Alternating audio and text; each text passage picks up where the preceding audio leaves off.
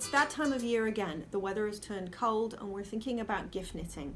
And I love these new bulky yarns that are quite popular in the market now. It's as close to instant gratification knitting as we're going to get. But there's a few things to think about when choosing bulky yarns. I want to share some tips and techniques for you to make it easier. First of all, you've got to think about the yarn itself. Although I love the softness of some of these yarns, you've got to think about the application. If the project is something that's going to experience lots of wear, like mittens or a sweater where there's going to be some friction, you want something that's going to be a little hardier. If it's something that needs to be soft around your neck, like a cowl or a hat around your ears, then you can go for the softest yarn. The challenge with softness is that softness is pilly. The pillier the yarn, the faster it will look worn. A single, something like this, where it's only one strand of yarn, will pill quite quickly, especially if it's something that's quite fragile or delicate, like a cashmere or a merino, because the short little fibers are going to fuzz up.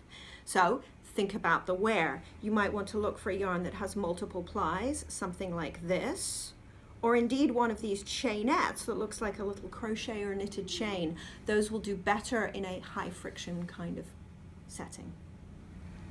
Once you've chosen your yarn, you need to think about your needles. And there's a funny thing about working at bulky gauge. The proportions seem off. So although this needle, believe it or not, is a 32 inch, which is an inch length I would normally use for magic looping, you can't really because the needle bodies are too long.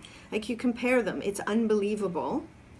They are the same length, but I wouldn't consider magic looping with that. This is one circumstance actually where I might consider working on straight needles for a reason I will explain. And then of course a giant crochet hook is handy, not just for different techniques, but for weaving in your ends, because you're going to be hard pressed to find a darning needle that works. In addition, stitch markers, you can't find those in large sizes, so a loop of a contrasting color yarn works quite nicely. It doesn't contrast with my background here. Or twist ties from the kitchen. Contrasting colors are available, check your grocery store. Or I saw someone use a diamond ring once, although that to me seems a bit risky. Okay, so your cast on method matters a lot here too. I'm a huge fan of the long tail cast on, but if you know that one, you'll be familiar with the old how much tail do I need guessing game. And the issue with these bulky yarns is that there's not a lot of yardage in a particular skein. This brand has 66 meters or so in 100 grams, so you really don't want to overestimate and lose any of your precious yarn. So for this, I like a short tail cast on. But I still want stretchy, because if I'm doing a cowl or something, and in this case I will choose the crochet cast on because it's quick, it's easy, and it looks nice. In fact, it looks like your traditional bind off edge, which is nice at this scale because your stitches are so large you can see what's going on. So I've made a slip knot and I've popped it on my crochet hook here, and what I'm going to do is I'm actually going to crochet over the needle. Okay, so the crochet cast on. You start with a slip knot on your giant crochet hook. It doesn't have to be the same size, just close in size, as big as you can get. And I've got my knitting needle and I'm laying it on top of the yarn here. So let's pick this thing up.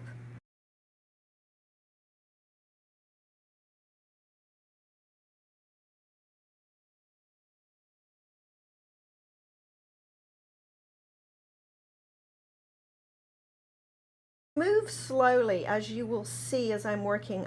This is hard. I always feel clumsy doing it because everything's at such a big scale. So do what you need to get set up and move slowly. And you're grabbing the yarn and you're pulling it over the knitting needle. Okay, and you swing it back down again. And you're going over the knitting needle. And I'm going to do a couple quickly so you can see what I'm achieving, and then I'll slow down. Okay, what you get is a crochet chain on the underside of your needle, which perfectly matches the bind off, which is wonderful at this scale. So again, I'm pulling the yarn over.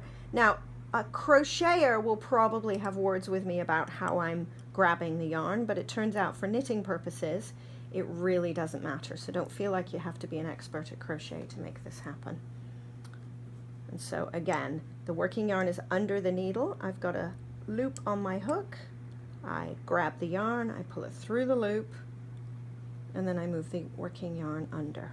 Okay?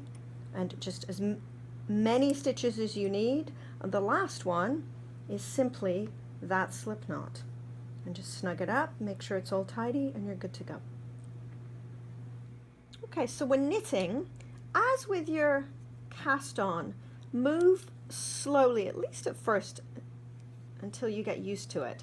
And you have to be careful of the size of the stitches, because there's such a huge difference in size between the tips and the bodies of the needles, and indeed between the body and the needle and the cord. You want to make sure that you're working at full size, at full circumference. So make sure that the stitch is on the body of the needle before you finish it, so that they don't get too tight, because really these can get very unpleasant to work if they're too tight. And the same thing as they slip down onto the cord, watch out to make sure that they don't snug up, because really you will have a heck of a time working these stitches if they are too tight.